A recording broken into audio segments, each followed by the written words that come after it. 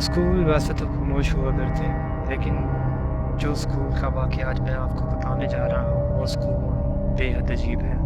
ये एक सच्ची कहानी है जो मैं आपको सुनाने जा रहा हूँ। तो कहानी शुरू करने से पहले मैं अपने आप का तारुफ़ करवाता चलूँ कि मैं एक प्राइवेट टीचर स्कूल में पढ़ाता हूँ और काफ़ी स्कूलों में पढ़ा चुका हूँ। यह स्कूल मेरे लिए नया था। पुराने स्कूलों को अलविदा कहकर यह स्कूल जॉइन किया था। मुझे पहले ही दिन तमाम स्कूल में खामोशी सी महसूस हो रही थी।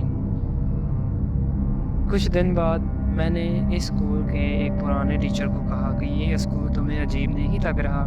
इसने मुस्कुराते हुए कहा, सिर्फ लगता नहीं है भी। इसने फिर मुझे जो वाक़या सुनाया वो मैं आज आपको सुनाने जा रहा हूँ। ये स्कूल एक तमाम खूबसूरत स्कूल में से एक था जो कि नर्सरी से लेकर 8वीं जमात तक था। इसमें 10 कमरे थे, एक ऑफिस और एक कंप्यूटर लैब था जहाँ पर स्टूडेंट्स को कंप्यूटर की तालीम दी जाती थी। वो फुल एयर कंडीशनर था और इसके बाहर गैलरी थी जो कि सारी तस्वीरों से भरपूर थी, जिस पर इन सब की तस्वीरें थीं जो कुछ न कुछ कर गुजरे हैं, मतलब कि इजादात या जो चीफ कर्नल या जनरल रह चुके हैं वगैरह वगैरह।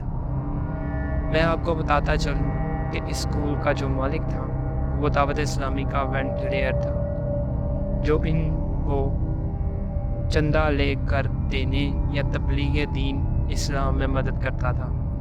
तो इसके पास दावत इस्लामी के तालिब इल्म आते रहते थे। एक मरतबा इनके पास एक तालिब इल्म तबलीग के हवाले से आया जिसको वापस जाने में देर हो गई। तो स्कूल के मालिक ने इसको कहा कि आपको बेहद देर हो चुकी है, आप रात हमारे स्कूल में गुजारें, कल सुबह होते ही वापस चले जाएं।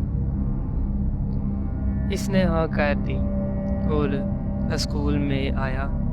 वैसे शाम हो गई थी और रात होने वाली थी, तो सब इसके साथ थे। गर्मियों का मौसम था और हमारे शहर में रात 12 बजे बिजली आती थी।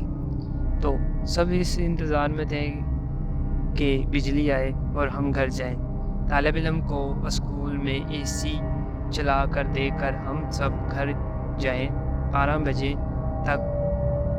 तो वो सब इसके साथ थे, लेकिन जैसे ही वो गए इसने देखा, जैसे ही हम इस तालिब इल्म को रात के 12 बजे इसको खाना खिलाकर बिस्तर वगैरह देकर इस वीरान स्कूल में अकेला छोड़कर चले गए, क्योंकि स्कूल हमारे घर से थोड़ी ही दूर वाक़या था।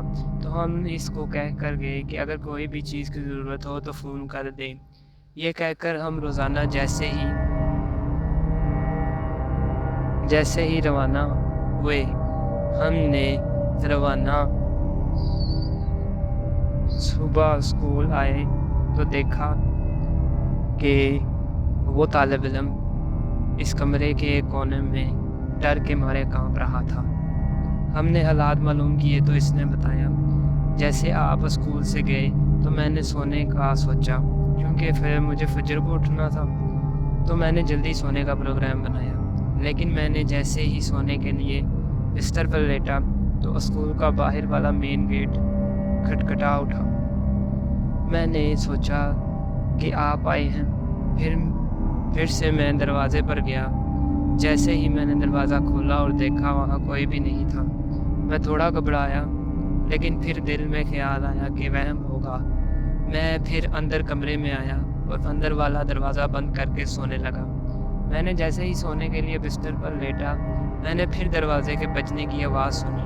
मैं दौड़ा दरवाजे की जानिब के, देखूँ ये कौन है जो इतनी रात को तंग कर रहा है। मैं जब दरवाजे पर पहुंचा तो मेरे रोंगटे खड़े हो गए, क्योंकि वहाँ फिर कोई नज़र नहीं आ रहा था। अब मैं जान गया था कि कुछ तो है। फिर मैं अब डर भी रहा था और सोचा कि हो सकता है कि मेरा वहम हो। इस तरह दिल को तसल्ली देते हुए मैं अपने कमरे में दाखिल हुआ और बिस्तर पर लेटने लगा। जैसे ही सोने के लिए बिस्तर पर लेटा तो फिर दरवाजे के बजने की आवाज़